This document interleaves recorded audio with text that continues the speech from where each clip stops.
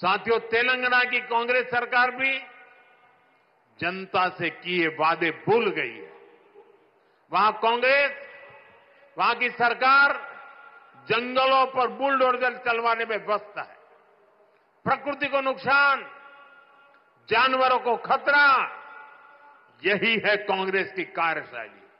हम यहां कचरे से गोवर्धन बनाने के लिए मेहनत कर रहे हैं और वो बने बनाए जंगलों को उजाड़ रहे हैं।